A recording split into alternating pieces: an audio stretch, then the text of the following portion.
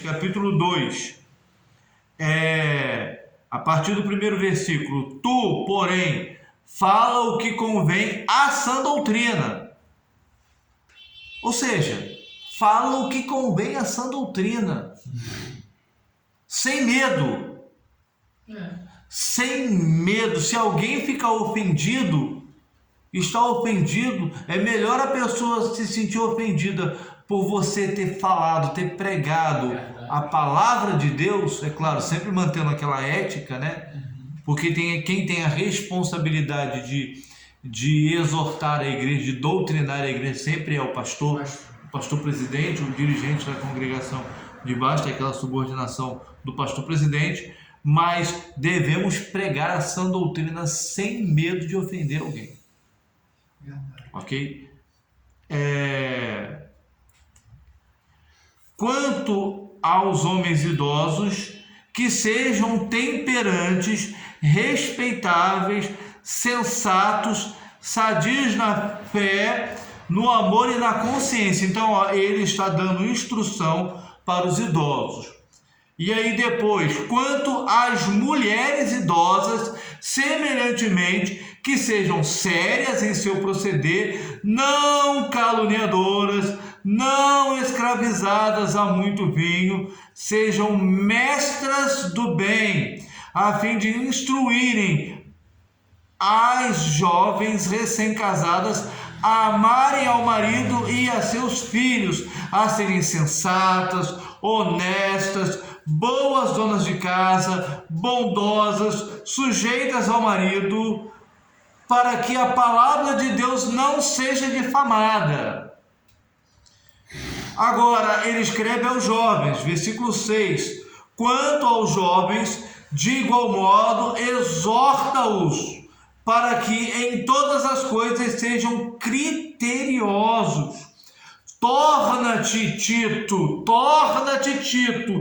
pessoalmente, padrão de boas obras. Ou seja, o presbítero, o líder da igreja, ele deve ser o padrão de boas obras. Ele deve ser o exemplo de boas obras. A igreja deve olhar para ele e deve ver nele um exemplo a ser seguido.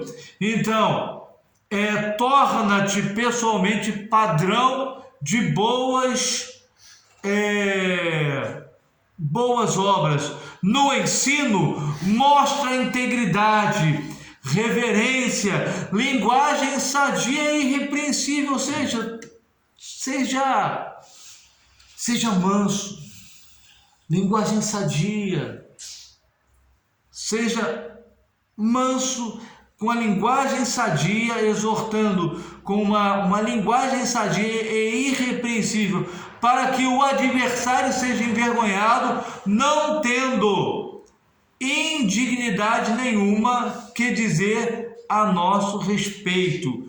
E aí depois ele escreve, quanto aos servos, que sejam em tudo obedientes ao seu Senhor, dando-lhe motivo de satisfação, não sejam respondões, não furtem, pelo contrário, deem prova de toda a fidelidade, a fim de ornarem em todas as coisas a doutrina de Deus, nosso Salvador. A questão da escravidão. A escravidão no mundo antigo era comum.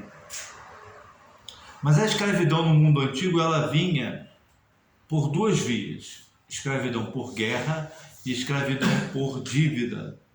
Ou seja, quando o exército invadia, quando guerreava com o exército inimigo, ele vencia aquele exército inimigo, as crianças, às vezes as mulheres, os jovens eram levados como escravos. Às vezes os próprios soldados eram poupados para, no caso da cultura romana, para servirem como gladiadores nas arenas, né? Então a escravidão naquele tempo ela era tolerada. E o escravo no meio judaico, ele não, na lei judaica, o escravo não permanecia escravo toda a vida. Quando um judeu ele tornava-se escravo de outro judeu, ele só ficava escravo por no máximo 7 anos, até o ano até o ano sabático, que era de 7 em 7 anos. E aí ele saía sem dever nada, aquilo que a gente até já conversou, né, pastor Ivanise, pastor Valdinei, em aulas anteriores. A menos que ele quisesse ficar, né? A menos que ele quisesse ficar, exatamente. E aí no caso do cristão que tinha escravo, ele não deveria maltratar esse escravo. Nós veremos na Epístola a Filemão daqui a pouquinho.